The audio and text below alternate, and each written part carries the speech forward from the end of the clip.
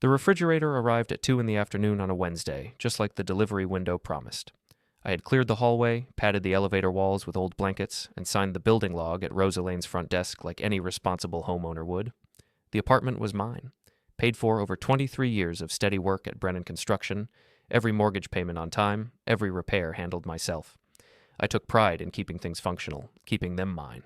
Tessa was already in the kitchen when the delivery crew rolled the appliance through the door. She stepped forward before I could say anything, her voice bright and commanding. "Right there, against the back wall," she told them, gesturing like she had hired them herself. "Make sure it's level. I don't want any issues later." I stood near the doorway with the paperwork in my hand, watching her perform. The crew glanced at me, then at her, then back at the dolly. One of them shrugged and followed her direction. It wasn't worth correcting in front of strangers.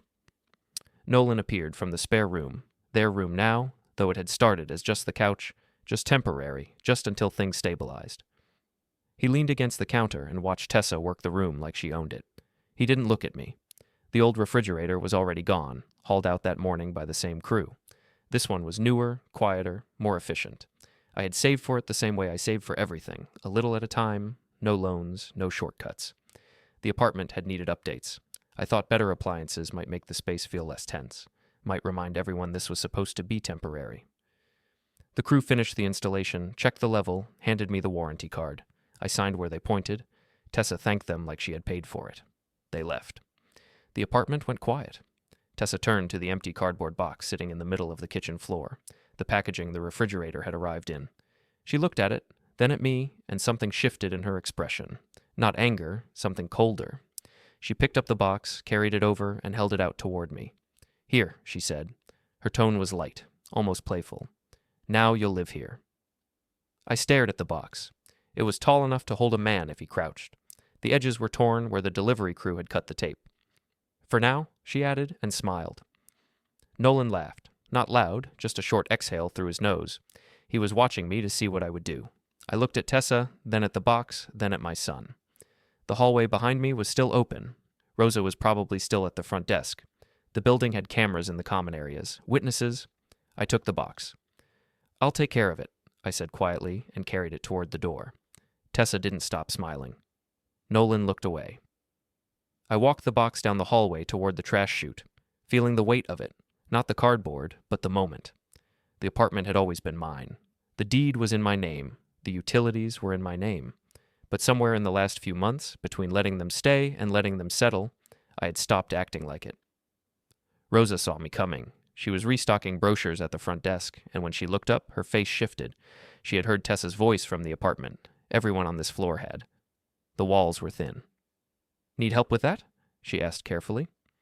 "No, I've got it." I pushed the box into the chute and listened to it tumble down. When I turned back, Rosa was still watching me. She didn't say anything, but the look on her face told me I wasn't imagining what had just happened. I went back to the apartment. The door was propped open. Inside, Tessa was wiping down the new refrigerator with a kitchen towel, inspecting it like she had chosen it herself. Nolan had moved to the couch and was scrolling through his phone. I sat at the kitchen table. The warranty papers were still there, next to my keys and my wallet. Everything in this apartment was mine, purchased, maintained, paid for. But they were living like it belonged to them. Tessa opened the refrigerator door and started rearranging the shelves. She moved my things to the back and put hers up front. She didn't ask. Nolan's phone buzzed. He glanced at it and smirked. I saw the name on the screen before he tilted it away. Devin Pike, his friend from work. Devin had been by the apartment a few times, always looking at me like I was part of the furniture. The apartment felt smaller than it used to. I got up, poured myself a glass of water from the tap, and stood by the window. Outside, the parking lot stretched toward the street. My car was parked in my assigned space, but Nolan had been using it for the past 2 weeks. "Just until things stabilize," he had said. The gas tank was always empty when I got it back. Tessa closed the refrigerator door and turned toward me. "We need to talk about living arrangements," she said. Not asked, said. Nolan looked up from his phone, waiting to see if I would push back. I didn't. Not yet. "Tomorrow," I said. Tessa nodded, satisfied, and walked back toward the spare room. Nolan followed her. The door clicked shut behind them.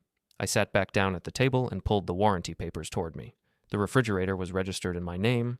The apartment lease was in my name. The car title was in my name. These were facts, not feelings. My phone vibrated. A text from Nolan. We need a quick talk about living arrangements tomorrow. I set the phone down and looked around the kitchen. The new refrigerator, the updated stove I had installed last month, the microwave I had replaced 2 weeks ago. Every upgrade had made them bolder, not grateful. I opened my notebook, a small spiral-bound pad I kept for work notes, and wrote the date at the top of a blank page. Wednesday, 2 in the afternoon, refrigerator delivered. Then I wrote what Tessa had said, word for word, and who had been present. I didn't know what I was going to do with it yet, but I knew I was done pretending this was temporary.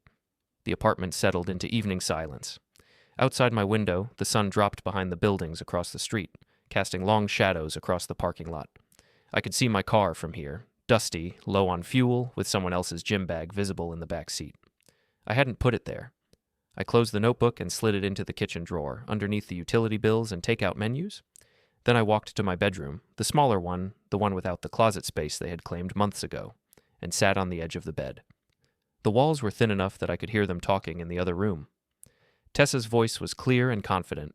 Nolan's was quieter, agreeable, the sound of someone who had learned to avoid conflict by never disagreeing. I pulled out my phone and opened my contacts. Officer Kai Mercer was listed near the top. We had known each other for years through community events and neighborhood watch meetings. Not close friends, but friendly enough that I trusted him to give me straight answers. I didn't call yet. I just looked at his name on the screen and thought about what I would say when the time came.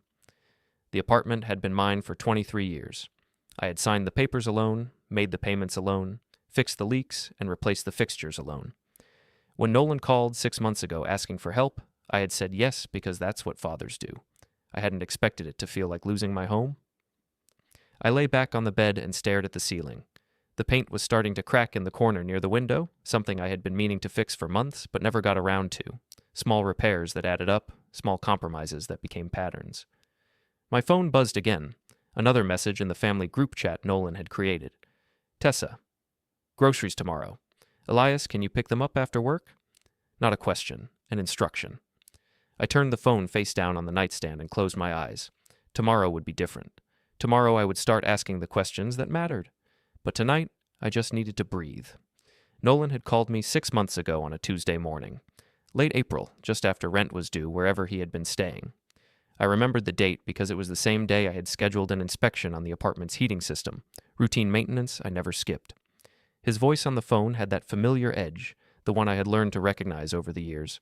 Not quite desperate, but close enough that I knew he was circling something he didn't want to say directly. I'm in a transition, he had told me. Work's been unstable. The apartment situation didn't work out. I just need a place to land for a bit. I had been standing in my kitchen when he called, looking out at the parking lot, watching a family load groceries into their car. Normal people doing normal things. I had wanted that for Nolan. Stability, routine, a life that didn't require emergency phone calls. How long do you need? I had asked. A month, maybe 2, just until I get back on my feet. I had said yes before he finished the sentence. He was my son. You don't let your son sleep in his car or crash on strangers' couches when you have a spare room and the ability to help. He showed up 2 days later with Tessa and 4 duffel bags. I had expected just Nolan. Tessa stood in the doorway like she was touring a rental property, scanning the space with a look I couldn't quite read.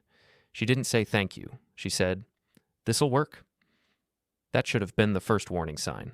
But I had convinced myself it was just her way, direct, practical, focused on solutions rather than sentiment. I had told myself that once they settled in, once the stress of their situation eased, the gratitude would follow. It never did. The couch was supposed to be temporary. Nolan slept there for the first week while Tessa took the spare room, claiming she needed privacy to make job search calls. Then Nolan joined her in the spare room, and the couch became a staging area for their belongings. Then the closet filled with their clothes, then the bathroom shelf filled with their products. Then my routine bent around their schedule. I had worked 27 years at Brennan Construction. Started as a general laborer, worked my way up to project coordinator, retired with a modest pension and the satisfaction of knowing I had built things that lasted. Concrete foundations, steel framing, structures that stood up to weather and time. I approached life the same way. Measure twice, cut once, keep your word, maintain what you build. The apartment was small but mine. 2 bedrooms, 1 bathroom, a kitchen that barely fit 3 people when everyone was home. I had bought it in my early 30s with a veteran's loan and a 20-year mortgage I paid off 3 years early. Every payment on time, every repair handled myself. Pride in ownership, my father used to call it. When Nolan and Tessa moved in, I had thought better appliances would help. The stove was old, the microwave barely worked, the dishwasher had been broken for months. I had been putting off replacements because I lived alone and didn't need much. But with 3 people in a small space, every inefficiency became friction. So I upgraded. New stove first, installed it myself with Nolan's help. He had seemed grateful then, complimenting the quality, talking about family dinners we would cook together. Those dinners never happened. Tessa used the stove constantly, but I was never invited to join. Then the microwave, then the dishwasher, then, finally, the refrigerator. The last piece of the puzzle, the final upgrade that would make the apartment comfortable for everyone. Except comfort hadn't reduced tension. It had created entitlement. Thursday evening, we sat at a family diner on the south side of town. One of those places with plastic menus, bottomless coffee, and waitresses who called everyone honey. Nolan had suggested it the night before, framing it as a chance to check in and talk about next steps. I had known immediately it wasn't going to be a conversation, it was going to be an announcement. Tessa sat across from me, stirring her iced tea with a straw, her expression calm and controlled. Nolan was next to her, fidgeting with his napkin, trying to look relaxed and failing. "We've been thinking," Tessa started, not looking up from her drink. "About space, about responsibilities, about how things should be structured going forward." I waited. I had learned over the past months that waiting usually revealed more than asking. "You've been really generous," Nolan added quickly, like he was reading from a script someone had written for him. "Letting us stay, helping us get back on our feet, we appreciate it." Tessa finally looked up. Her eyes were steady, calculating. "But it's time to be realistic. You're 56, Elias. You're not going to be working forever. You're not going to be able to manage everything on your own. It makes sense for us to take on more responsibility now, while you're still healthy enough to transition smoothly." "More responsibility," I repeated, keeping my voice neutral. "Decision-making," she clarified. "Financial planning, household management. You're too old to be the primary decision-maker for everything. It's not an insult, it's just practical." The words landed like stones in still water. Too old. Primary decision-maker. Practical. Nolan didn't correct her. He looked at his plate and moved his fork through his fries like the conversation was happening to someone else, somewhere far away. I took a sip of my coffee. It was bitter, burnt, probably sitting in the pot since lunch. I set the cup down carefully, buying myself a moment to think.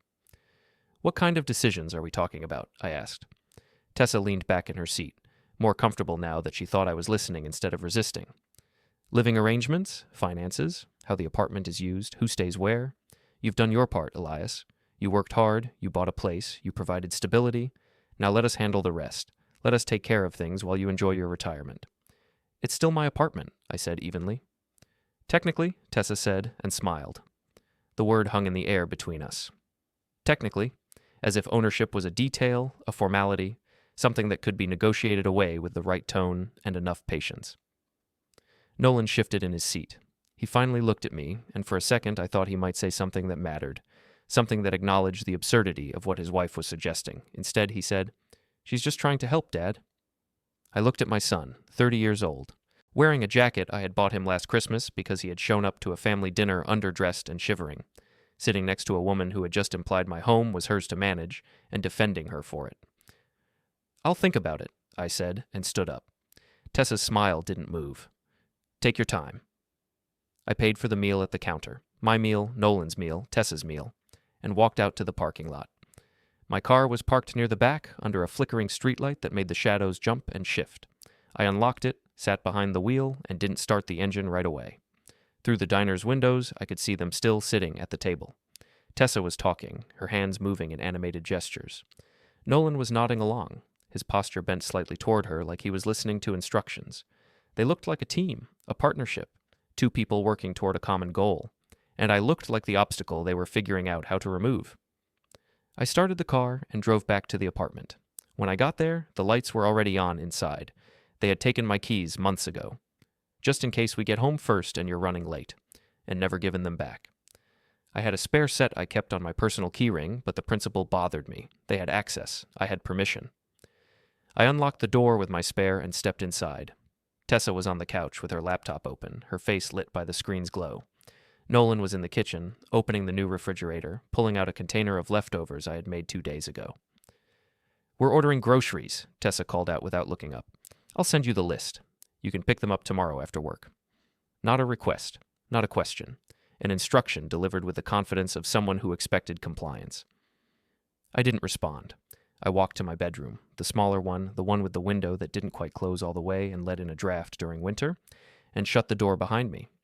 I sat on the edge of the bed and pulled out my notebook. Thursday evening, diner conversation. Tessa, you're too old to be the primary decision maker. Nolan, present, no correction, no pushback. I wrote it down exactly as it had happened, then underlined the phrase, too old to be the primary decision maker. The walls were thin. I could hear them talking in the living room, their voices low and comfortable, discussing something I wasn't part of. Plans, maybe. Timelines. Next steps in whatever strategy they had been building, while I convinced myself things would eventually stabilize. I lay back on the bed and stared at the ceiling. The crack in the corner had spread since I last looked at it. Another thing I needed to fix. Another thing I had been putting off. My phone buzzed. A text from Nolan. "Can I borrow the car tomorrow, just for a work thing?" I looked at the message for a long time before responding. "We'll talk about it in the morning." His reply came immediately. "Thanks, Dad." I set the phone on the nightstand and turned off the light. Outside my window, the city hummed with distant traffic and voices, people living their lives in apartments that still felt like their own. I closed my eyes and tried to remember what that felt like. Friday afternoon, I came back from the hardware store with a replacement light fixture for the bathroom. The bulb had been flickering for weeks, and I had finally found the time to pick up a new assembly. Small repair, easy fix, something I could handle in 20 minutes. The front door was locked when I got there. Not just locked, the chain was on. I knocked, waited, knocked again, louder this time. Tessa opened the door halfway, the chain still latched, her expression casual, like this was normal. "Oh," she said, not moving to unlatch the chain. "We didn't hear you." "I live here," I said quietly. "I know. We were just organizing some things. Give us a minute." She closed the door. I heard voices inside, hers and Nolan's, low and quick, the kind of conversation people have when they're coordinating a story. Then the chain scraped off the latch and the door opened fully. Tessa stepped aside without looking at me. "Sorry, we were just cleaning up. Didn't want you walking into a mess." I walked in. The apartment looked exactly the same as when I had left that morning. Nothing was out of place. Nothing looked cleaned. The only thing that had changed was the lock. Nolan was sitting on the couch, pretending to read something on his phone. He glanced up when I walked past, then looked back down quickly, like eye contact might pull him into a conversation he was trying to avoid. I set the light fixture on the kitchen counter and stood there for a moment, letting the silence build. Tessa went back to folding laundry on the couch. My towels, I noticed, mixed in with theirs, like we were all part of the same household. "We need to talk," I said. Nolan looked up slowly. "Oh, about what?" "About when you're planning to leave." The room went still. Tessa stopped folding. Nolan's face shifted from confusion to something harder to read, surprise maybe, or the first edge of defensiveness. "Leave?" Tessa repeated, like the word was foreign. "This was temporary," I said, keeping my voice level. 6 months ago it was temporary. You needed time to get back on your feet. I gave you that time. The upgrades are done. The apartment is stable. I want to know when you're moving out." Tessa set the towel down slowly, deliberately, like she was handling something fragile. "Elias, we've talked about this. We're not taking anything from you. We're helping you. You're not going to be able to manage this place on your own forever." "I've managed it for 23 years. "Things change," she said, her voice taking on that patient, reasonable tone people use when they think they are explaining something obvious. "You're getting older. You're going to need help. We're here. That's a good thing. That's family." "I didn't ask for help." "You don't have to ask. That's what family does. We step in. We take care of each other." Nolan finally spoke, his voice tentative. "Dad, she's right.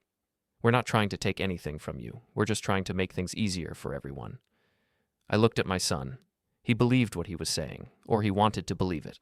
Either way, it didn't change the reality of what was happening. "I want a move-out date," I said again. Tessa laughed. Not loud, just a short, sharp sound that cut through the tension. "You're not serious." "I am." "Where exactly are we supposed to go, Elias? You want us on the street?" "That's not my problem." Her face changed. The patient expression dropped, replaced by something colder. "You're really going to do this? You're really going to kick out your own son? I'm asking you to leave an apartment that was never yours. Nolan stood up, his hands raised slightly like he was trying to calm a situation that was already escalating past his control. Dad, come on, don't be like this. Like what? Difficult. The word landed wrong. Difficult. Like I was the one creating problems. Like I was the one who had moved into someone else's home uninvited and started making demands about decision-making and responsibility. I didn't argue. Arguing would give them ammunition. I walked to my bedroom, closed the door, and sat on the edge of the bed. My notebook was in the drawer of the nightstand. I pulled it out and wrote the date at the top of a new page. Friday afternoon, chain lock engaged when I returned home. A delayed entry. Tessa's response when asked about move-out, where are we supposed to go? Nolan's characterization of my request, don't be difficult. I underlined difficult twice, then circled the note about the chain lock. That wasn't an accident. That wasn't forgetfulness. That was a test, a way of seeing how far they could push before I pushed back. I pulled out my phone and scrolled through my contacts until I found Officer Kai Mercer's name. We had known each other for close to a decade through community watch meetings and neighborhood events. He coached youth soccer. I had helped build the dugout at the local field one summer. Not close friends, but friendly enough that I trusted him to give me straight advice. I pressed call. He answered on the third ring. Kai Mercer. Kai, it's Elias Holden. Elias. Been a while. What's going on? I need advice. Family housing dispute. There was a pause. I could hear background noise. Voices, radio chatter, the sound of someone working in a public space. You okay? Yeah, I'm okay. I just need to know the right steps. All right. Talk to me. I explained it in simple, direct terms. My son and his wife had been staying with me temporarily. Temporary had become permanent. They were refusing to leave. They were treating my apartment like it was theirs, making decisions about space and access, and escalating their control. I wanted them out, but I wanted to do it the right way. No drama, no mistakes. Kai listened without interrupting. When I finished, he let out a long breath.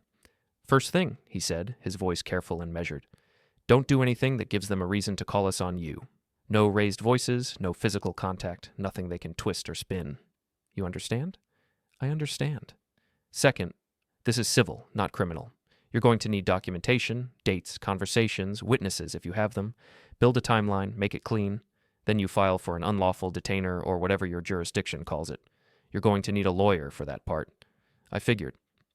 Third, if you think they're going to escalate or try something aggressive, let me know ahead of time. We can do a welfare check, make sure things stay peaceful. But we can't just remove them because you ask. That's not how it works. It has to go through the system. I know. Good. You sound calm. That's the most important thing. Stay calm, stay procedural, and don't give them anything they can use against you. Calm wins every time. Thanks, Kai. Anytime. And Elias, don't wait too long. The longer they're there, the harder it gets to remove them. Start building your case now. I hung up and sat with the phone in my hand. The apartment was quiet except for the muffled voices in the living room. Tessa was talking, her tone sharp and insistent. Nolan was responding, quieter, his voice carrying that familiar note of someone who was trying to agree without fully understanding what he was agreeing to. I opened my calendar app and scrolled forward 2 weeks. Rosa Lane, the building manager, worked a rotating schedule, but I knew she had a standing shift on the second and fourth Monday of every month.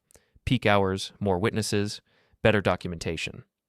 I circled the date 2 weeks out and added a note. Building manager on site. Common area activity high. Good day for documented interactions.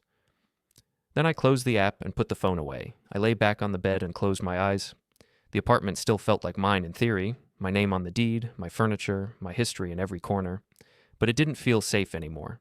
It felt like contested territory, a space where I had to justify my presence in my own home. I could hear footsteps in the hallway outside my door. Then a knock, soft, tentative. Dad? Nolan's voice. I didn't answer. Dad, can we talk? I opened the door. Nolan stood there alone, hands in his pockets, looking uncomfortable and uncertain. What? I said. I don't want this to get ugly. It's already ugly, Nolan. Then let's fix it. Tell me what you want, and we'll figure it out. I want you to leave. I want my apartment back. I want my life back. He flinched like I had raised my voice, even though I hadn't. You're serious.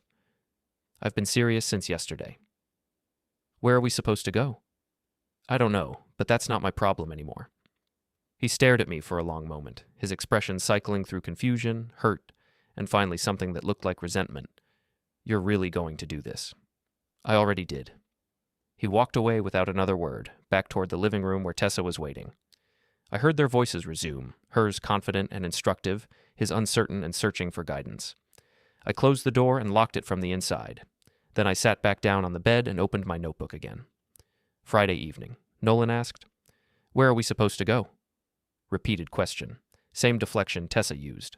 Pattern forming. Both avoid direct commitment to leaving. I wrote it down, closed the notebook, and turned off the light.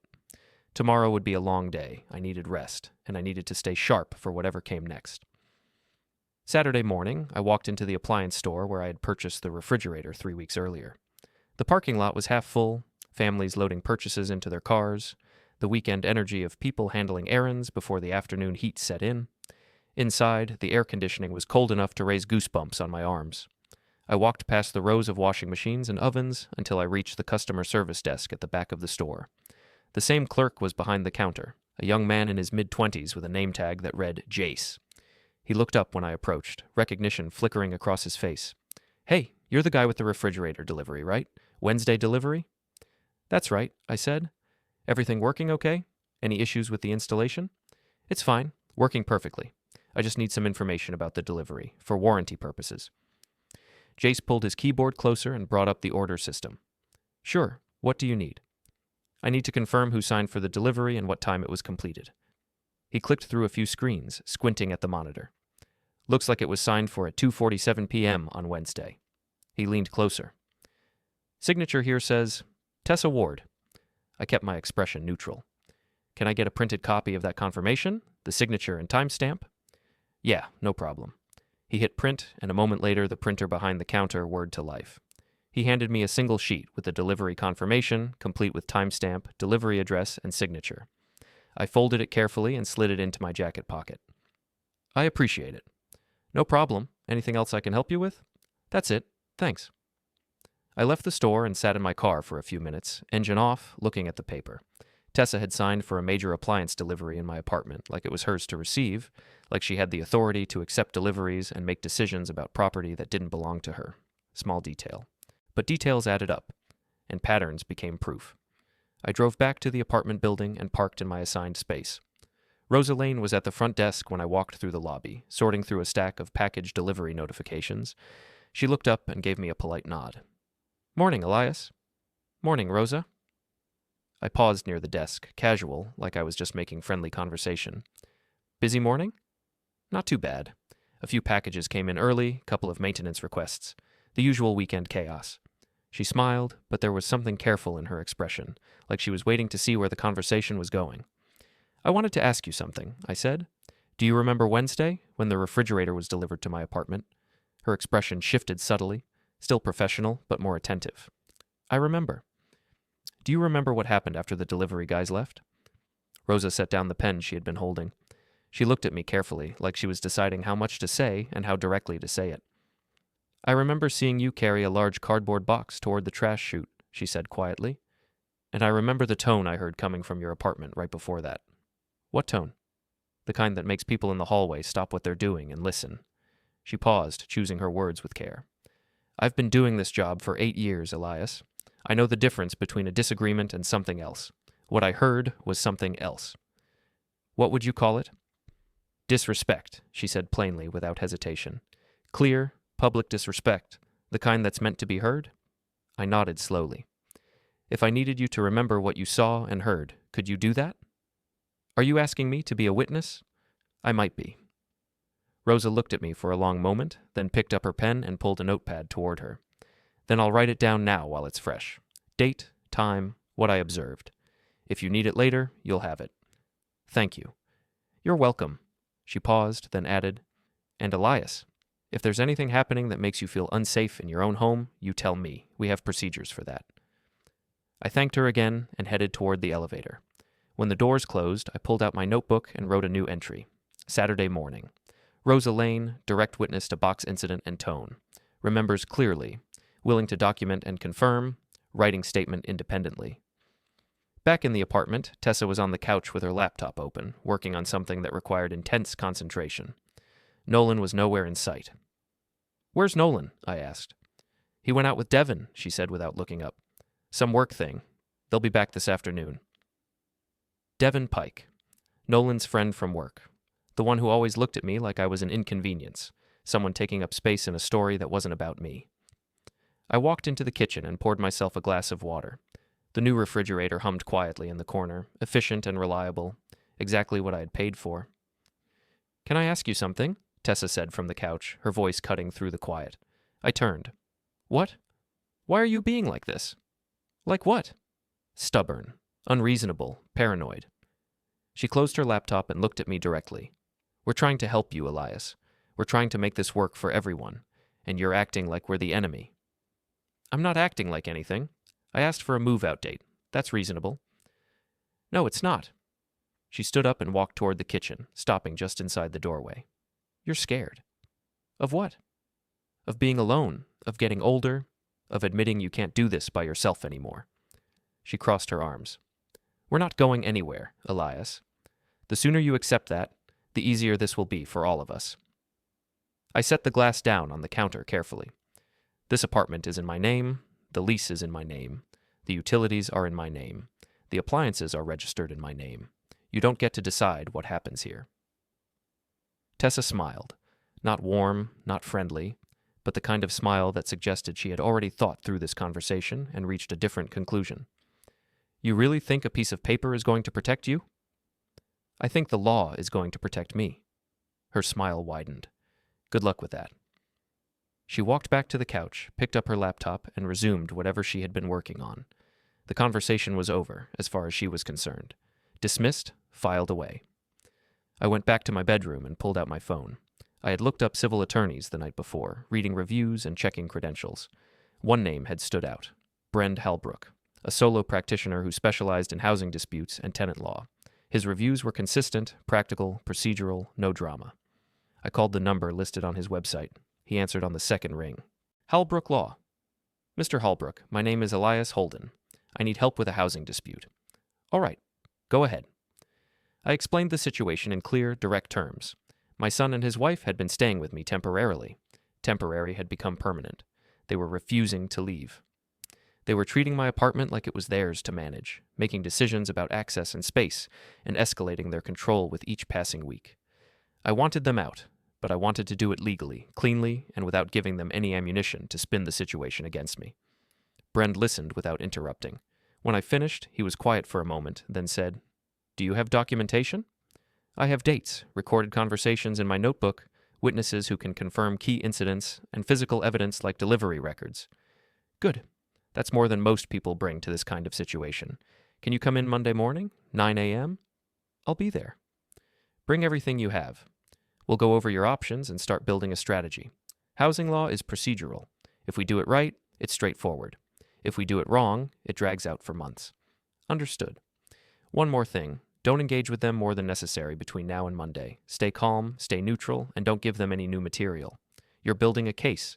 Every interaction matters." I hung up and sat on the edge of the bed, phone still in my hand. The apartment was quiet, except for the faint sound of Tessa typing in the living room.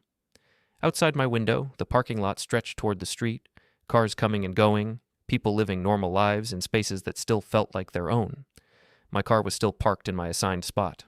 I could see it from here, dusty, neglected, with Nolan's belongings visible through the back window. I hadn't driven it in 4 days.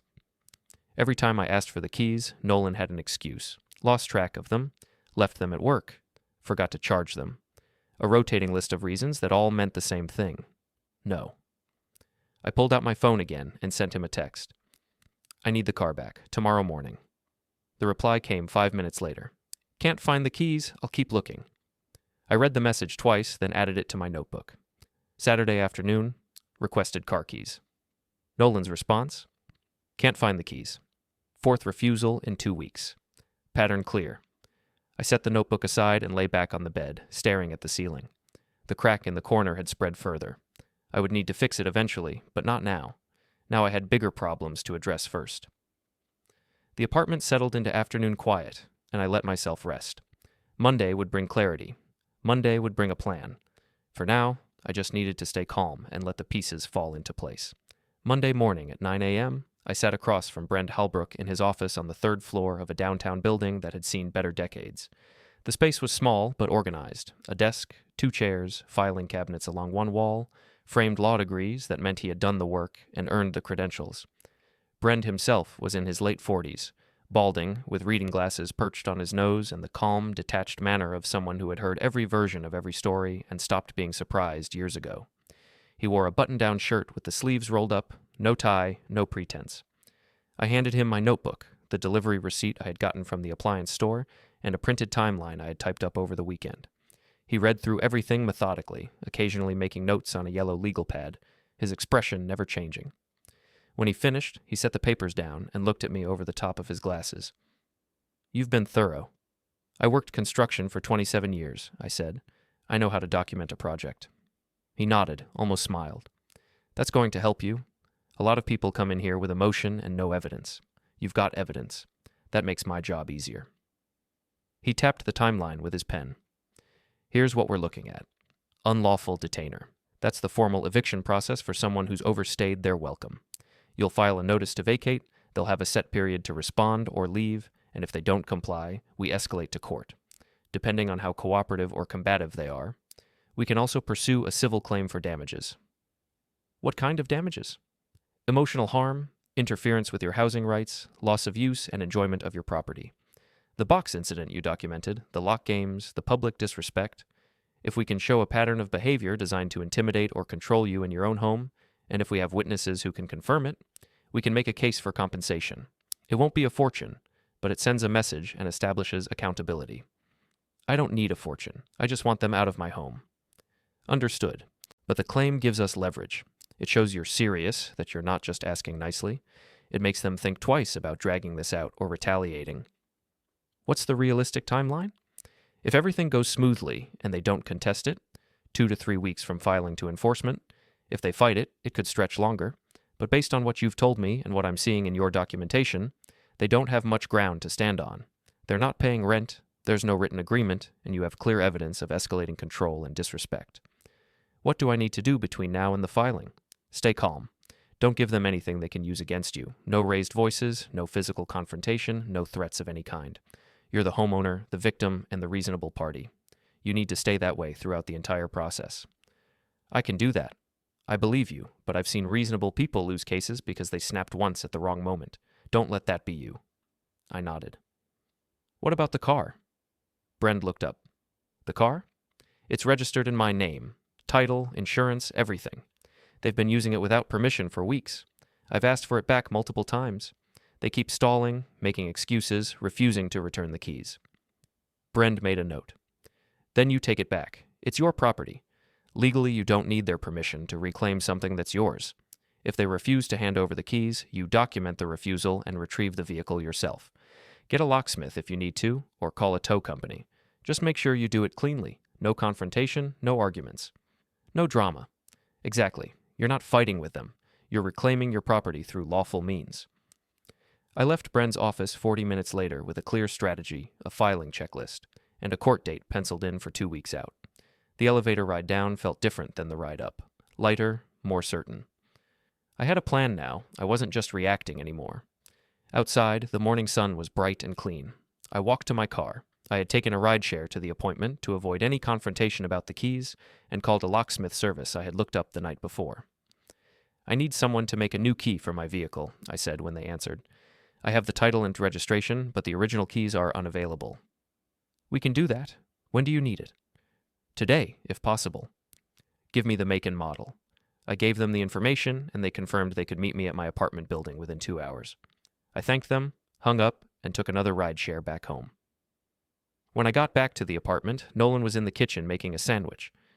He looked up when I walked in, surprised. "Hey, Dad, didn't know you went out." "Had some errands to run." "Everything okay?" "I need the car keys, Nolan." He set the sandwich down, his expression shifting to that familiar discomfort. "I told you, I can't find them." "Then I'm getting a spare made, but I need to know where the car is and what condition it's in." "It's in the lot, same spot it's always been." "With how much gas?" He hesitated. I don't know. I haven't checked recently. Check now. He looked at me, clearly surprised by the directness. Dad, I'll check later. I'm in the middle of... Now, Nolan. He blinked, then grabbed his phone and headed toward the door. I followed him down to the parking lot, keeping a few steps behind, not saying anything. The car was where it had been for weeks, dusty, sitting lower on one tire than the others, with visible clutter in the back seat. Nolan walked up to it and peered through the driver's window. Quarter tank, he said, maybe less. When's the last time you drove it? Couple days ago. Where? Just around, errands. What kind of errands? He turned to face me, defensive now. Does it matter? It matters when it's my car and you're treating it like yours. We stood there for a moment, the tension hanging between us. Then Nolan looked away, shoved his hands in his pockets, and walked back toward the building without another word. I stayed in the parking lot waiting for the locksmith. He showed up 20 minutes later in a van marked with the company logo, carrying a tablet and a toolbox. You're Elias? That's right. Let's see the title and registration. I showed him the documents. He checked the VIN number against the car, confirmed everything matched, and got to work. 15 minutes later, I had 2 new keys and full access to my own vehicle. After he left, I got in the car and started the engine. It turned over rough, like it hadn't been maintained properly. The gas gauge confirmed what Nolan had said, just under a quarter tank. The interior smelled like fast food and stale air. I drove it to a gas station 3 blocks away, filled the tank, and ran it through a car wash. When I was done, it looked and felt like mine again. I parked it in a different lot 2 blocks from the apartment building. Somewhere Nolan wouldn't see it, somewhere it would be safe while I finished what I had started. When I got back to the apartment that afternoon, Nolan was sitting on the couch with Tessa, both of them looking at something on her laptop. They looked up when I walked in. Where's the car? Nolan asked immediately. Somewhere safe. What does that mean? It means I took back what's mine. Tessa closed the laptop slowly, deliberately. You can't just take the car, Elias. Nolan needs it for work. Then he can buy his own. You're being unreasonable. I'm being an owner. There's a difference. She stood up, her posture stiff with controlled anger. You're really doing this. You're really going to make this ugly. You made it ugly when you handed me an empty box and told me I'd live in it. Her expression didn't change, but something flickered in her eyes.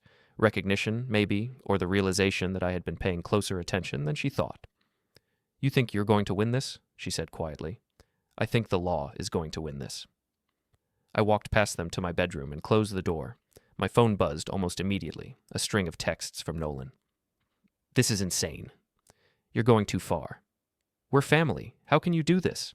I read them, then turned off the phone and set it on the nightstand. I pulled out my notebook and wrote a new entry. Monday afternoon, reclaimed vehicle using lawful means. Nolan and Tessa both confronted. No physical escalation. Pattern of entitlement and control now documented and countered. I underlined lawful means twice, then closed the notebook. The apartment was quiet except for the low murmur of voices in the living room. They were planning something, adjusting their strategy, figuring out their next move. But so was I, and I had the law on my side. Tuesday evening, the apartment filled with voices and laughter that felt deliberately loud, performative. Devin Pike arrived first, carrying a case of beer and that smirk he always wore when he looked at me, like I was a punchline to a joke only he understood. 2 other guys followed, friends of Nolan's from work I had never met, settling onto the couch and chairs like they had been invited to their own place. Tessa played host, moving through the space with exaggerated energy, laughing too loud at jokes that weren't funny, making sure everyone saw her in control. I stayed in my bedroom with the door closed, listening to the noise rise and fall like waves. Around 8, someone knocked. Yeah? I called out. The door opened. Devin stood there, grinning, beer in hand. Hey, Elias, you coming out or you gonna hide in here all night? I'm fine where I am. Come on, man, it's your place, right? He said it like a challenge, like he was daring me to claim ownership in front of witnesses. I'm fine, I repeated. He shrugged, took a drink, and closed the door. I heard him say something to the others, followed by laughter, the kind that's meant to be heard through walls. I picked up my phone and opened the voice memo app. I didn't record the entire evening, just strategic fragments. Tessa's voice cutting through the noise. Elias can stay in his room if he's going to be weird about it. Devin's response, loud enough to carry, Man, he's soft. More laughter. I saved the file with a timestamp and turned off the recording. Around 9:30, footsteps approached my door again, a knock, quieter this time. Dad? Nolan's voice uncertain. I opened the door. He stood there alone, hands in his pockets, eyes not quite meeting mine. Can we talk? Go ahead. Not here, outside. I followed him into the hallway, down toward the stairwell where the noise faded to a distant murmur. He stopped near the window overlooking the parking lot, staring out at the streetlights. Look, he started, voice low. I know things have been tense. That's one way to put it. She's stressed. She doesn't mean half the things she says. She means all of it, Nolan. He finally looked at me. Dad, I don't want this to get ugly. It's already ugly. Then let's fix it. Tell me what you want and we'll figure it out. I want you to leave. I want my apartment back. I want my car back. I want my life back. He flinched like the words had weight. You're serious. I've been serious for days now. Where are we supposed to go? I don't know, Nolan. But that's not my responsibility anymore. He stared at me for a long moment, then shook his head slowly. You're really going to do this. I already did. He walked back toward the apartment without another word, shoulders hunched, defeated. I stayed in the stairwell, looking out at the parking lot. Somewhere 2 blocks away, my car sat in a different lot, safe, mine again. I went back to my bedroom and called Officer Kai Mercer. Elias, this is late for a call. They're escalating, I said. Told me to find somewhere else to sleep. Having people over now, making it loud, making it a performance. You safe? Yeah. Good. That's priority 1. If they try to lock you out completely or block your access, you call me immediately.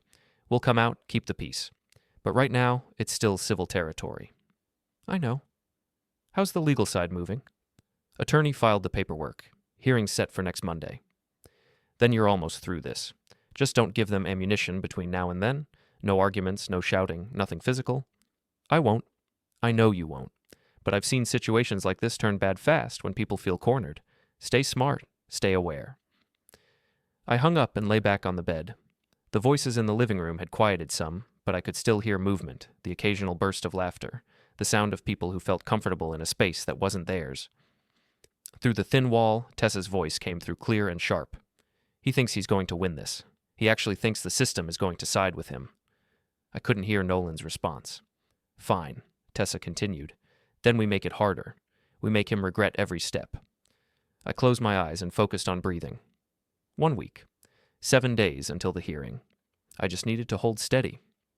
Wednesday morning, I woke to find the bathroom door locked from the inside, even though no one was in there.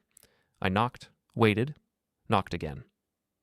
Tessa emerged from the kitchen, coffee in hand, looking unconcerned. Oh, that. The lock sticks sometimes. It's never stuck before.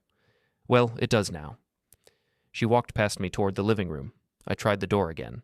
The lock mechanism had been tampered with, and not broken, just adjusted enough to make it difficult. I pulled out my multi-tool from my pocket and worked the lock until it released. Inside, everything was rearranged. My toiletries had been moved to the back of the cabinet. Tessa's products were front and center. The message was clear. I took a photo of the arrangement, then put everything back where it belonged. Back in my room, I called Rosa Lane. Rosa, it's Elias. Has anyone from my apartment asked about building maintenance or lock issues in the past few days? Actually, yes. Tessa came by yesterday afternoon asking about lock replacement policies and whether residents can make modifications without approval. What did you tell her? I told her only the leaseholder can authorize structural changes, including locks. She asked if there were any exceptions. I said no. Can you document that conversation? Date, time, what was asked? I already did. After our last conversation, I started keeping notes. Do you need me to provide them formally? Probably. I'll let you know. Understood.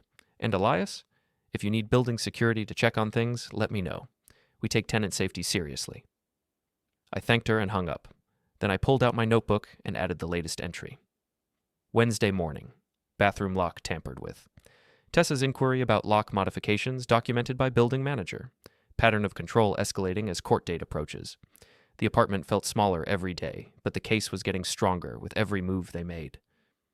Thursday afternoon, I returned from a walk to find Nolan waiting in the lobby. He looked frantic, pacing near the mailboxes. We need to talk, he said when he saw me. About what? About all of this. About what you're doing. I'm not doing anything except protecting what's mine. You're tearing our family apart. I didn't tear anything apart, Nolan. You chose her over your own father. You stood by while she disrespected me in my own home. You made your choice. His face flushed. That's not fair. None of this is fair, but it's reality. He stepped closer, voice dropping. If you go through with this, we're done. You understand that? We're done. Then we're done. I walked past him toward the elevator. He didn't follow. Back in the apartment, Tessa was on the phone, her voice low and urgent. When she saw me, she ended the call abruptly. That was a lawyer, she said, meeting my eyes directly. We're getting advice too. Good. Get all the advice you want. You're making a mistake, Elias. No, I'm correcting one. I went to my room and locked the door behind me. My phone buzzed, a text from Brennan Hallbrook. Hearing confirmed for Monday, 10 a.m. Be there at 9:45. Bring your documentation and witness contact information. This should be straightforward. I texted back, understood. Then I sat on the edge of the bed and looked around the room, the small space that had become my entire world over the past weeks. The crack in the ceiling, the window that didn't close right, the walls that let every sound through. 3 more days, 72 hours. I could hold on that long. Friday morning, I sat in Brennan Hallbrook's office again, this time for our final preparation meeting. He had the complete file spread across his desk. My timeline, witness statements, documentation of every incident, photos, text messages, voice recordings. This is solid, Brennan said, tapping the stack of papers. You've done everything right. The judge is going to see a clear pattern of escalating control, documented refusal to leave after being asked, and credible witnesses. Unless something completely unexpected happens, this goes our way. What could go wrong? They could come in with evidence we haven't seen. They could bring witnesses who contradict your account, but based on what you've told me and what I've observed about their behavior, I doubt they have anything substantial. They're playing an emotional game, not a legal one. What happens after the judge rules? If the judge grants the unlawful detainer, and I believe he will, they'll have 48 to 72 hours to vacate, depending on how the order is worded. After that, enforcement is automatic. We can request sheriff supervision during the move-out to keep things peaceful. I want that. I figured you would. I'll include it in the request. He made a note. The civil claim for damages proceeds separately. That hearing will be scheduled for a few weeks out, but the unlawful detainer is the critical piece. Once they're out, they lose their leverage. And they can't come back? Not without your permission. And if they try, it's trespassing. I nodded slowly, letting it sink in. What do I do this weekend?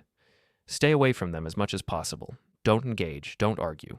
If they try to provoke you, walk away. You're 3 days from the finish line. Don't give them anything now. I left his office and spent the rest of Friday away from the apartment. I walked the downtown streets, sat in a library reading news on my phone, ate lunch at a diner where no one knew my name. When I finally returned that evening, Nolan and Tessa were both gone. The apartment felt different in their absence. Lighter, quieter, like I could breathe fully for the first time in weeks. I made myself dinner, ate at the kitchen table, and watched the sun set through the window. My phone buzzed, a text from Nolan. We need the car this weekend. Where is it? I didn't reply. 10 minutes later, another text. Dad, seriously, where's the car? I turned off the phone. Saturday was quiet. I stayed in the apartment, cleaned the kitchen, organized my bedroom, and reviewed my documentation one more time. Tessa and Nolan came back in the afternoon, carrying shopping bags, acting like nothing was happening. That night, I heard them arguing in their room. Tessa's voice was sharp, accusatory. Nolan's was defensive, defeated. I couldn't make out the words, but the tone was clear. They were fracturing. Sunday morning, I received a group text in the family chat. Tessa, Elias, we're going to resolve this like adults. Let's sit down and talk before things go too far. I read it twice, then showed it to my phone's screenshot function. Evidence of attempted manipulation? I didn't reply. 15 minutes later, Nolan knocked on my door. Dad, can we please just talk? Tessa's right. We can work this out. The time for talking was 6 months ago, Nolan, or 3 months ago, or last week. It's too late now. It's never too late. Sometimes it is. He stood there for a moment, then walked away. Sunday evening, Officer Kai Mercer called. Just checking in. Tomorrow's the day, right? 10 a.m. You ready? Yeah. Good. I've coordinated with the sheriff's office. If the judge issues the order, we'll have someone at your building by Tuesday afternoon to supervise the enforcement. Keep your phone on. I will. And Elias? No matter what happens tomorrow, stay calm. Don't react to anything they say or do. Let the process handle it. I understand. I hung up and sat at the kitchen table with my notebook open in front of me. I read through every entry, every date, every quote. The pattern was undeniable. The evidence was clear. I closed the notebook and put it in my bag, along with all the other documents I would need tomorrow. Then I went to bed early, set my alarm for 7 a.m., and tried to sleep. Monday morning, I arrived at the county courthouse at 9:30, 30 minutes earlier than Bren had asked. The building was imposing, tall concrete columns, wide steps, metal detectors at the entrance. I went through security, took the elevator to the second floor, and found the civil division at the end of a long hallway. Bren showed up at 9:45 carrying his leather briefcase and looking exactly like someone who did this every day. He sat down next to me on the wooden bench outside the courtroom. "You ready?" he asked. "Yeah." "Good. Remember, answer questions if you're asked, stay calm, and let me handle the presentation. Your documentation speaks for itself." At 9:50, Nolan and Tessa arrived. They were with a young public defender who looked barely out of law school, carrying a thin folder that suggested they had minimal preparation. Tessa glanced at me when she walked past, her expression hard and unreadable. Nolan wouldn't look at me at all. At 10 a.m., the bailiff called the case number. We stood and walked into the courtroom, a small utilitarian space with a judge's bench, a clerk's desk, and 2 tables facing forward. The judge was already seated, a woman in her 60s with sharp eyes and a no-nonsense expression. Case number 47 CV 8821, Holden versus Holden and Ward, the clerk announced. The judge reviewed the paperwork in silence, flipping through pages with the efficiency of someone who had seen hundreds of cases just like this one. Then she looked up. "Mr. Halbrook, you're representing the petitioner?" Bren stood. "Yes, Your Honor. We're seeking an order for unlawful detainer and a civil claim for emotional harm and interference with housing rights. Summarize the basis." Bren walked through it in clear, procedural language. My son and his wife had been staying with me temporarily. Temporary became permanent. When asked to leave, they refused. Documented incidents showed a pattern of escalating control, public humiliation, access games, attempted property seizure, verbal intimidation. The judge listened without expression, making occasional notes. Then she turned to the public defender. "Response?" The young lawyer stood, looking nervous. "Your Honor, the respondents maintain they were invited to stay and that there was no clear agreement about duration or terms. Do they have documentation supporting their claim?" "No, Your Honor." "Do they dispute the timeline presented by the petitioner?" "They dispute the characterization of events, Your Honor, but not the basic facts." The judge made a note. "Does the petitioner have witnesses?" Bren stood again. "Yes, Your Honor. Rosa Lane, building manager at the residence. She observed key incidents and can confirm the pattern of behavior." The judge nodded. "Bring in Ms. Lane." Rosa walked in, dressed professionally, calm and collected. She took the witness stand, stated her name and position, and waited. Bren approached. "Ms. Lane, do you remember Wednesday, 2 weeks ago, a refrigerator delivery to Mr. Holden's apartment?" "I do." "What did you observe?" I could hear a woman's voice from the apartment, loud enough to carry into the hallway. After the delivery crew left, I saw Mr. Holden carrying an empty cardboard box toward the trash chute. His expression suggested something had happened that bothered him. "Did Ms. Tessa Ward ask you about building policies?" "Yes, multiple times. Lock changes, guest policies, whether modifications could be made without leaseholder approval. Her question suggested she was trying to establish control over property that wasn't hers." "Thank you. No further questions." The public defender had no questions. Rosa stepped down. The judge looked at Nolan and Tessa. "Does either respondent wish to speak?" Nolan stood slowly. "Your Honor, I didn't think it would come to this. I thought we were helping. I thought we were family." "Were you asked to leave?" "Yes." "Did you leave?" "No." "Why not?" I didn't think he meant it. "Mr. Holden owns the apartment. He asked you to leave. You refused. That constitutes unlawful detainer." She looked at Tessa. "Ms. Ward, do you have anything to add?" Tessa stood, her voice tight. "Your Honor, he's 56 years old and living alone. He needs help managing his affairs. We were trying to provide stability." "That's not your decision to make," the judge said flatly. "Mr. Holden has full legal capacity. He owns the property. He set the terms. You violated those terms." She set the papers aside. "Order granted. Respondents have 48 hours to vacate the premises. Sheriff supervision will be provided during enforcement." The gavel came down with a sharp crack. Bren turned to me and nodded. "That's it. You won." Outside the courthouse, I called Officer Kai Mercer. "It's done. Judge granted the order. 48 hours. I'll coordinate with the sheriff's office. Tuesday afternoon, 2 p.m. "Perfect." Tuesday at 2 p.m., I stood in the building lobby. Rosa Lane was at the front desk. Officer Kai stood near the elevator with a sheriff's deputy, a tall, calm man in uniform. At 2:15, Nolan and Tessa came down with the last of their belongings, mismatched bags, hastily packed boxes. Devon Pike's truck was waiting outside. The deputy stepped forward. "You've been given 48 hours to vacate. This is your final move out. Any remaining property will be considered abandoned." Tessa opened her mouth to argue. The deputy simply repeated the instruction, his tone even and final. They loaded everything into the truck. Tessa's face was tight with rage. Nolan looked hollowed out, defeated. When they finished, Nolan turned toward me one last time. "I hope you're happy." I didn't answer. I stood there with my keys in my hand, watching as they climbed into Devon's truck and drove away. I went back up to the apartment. Empty, quiet, mine. I walked to the window and looked out at the parking lot. My car sat in its assigned space. I turned the key in the front door, listening to the clean, final click of the bolt sliding into place.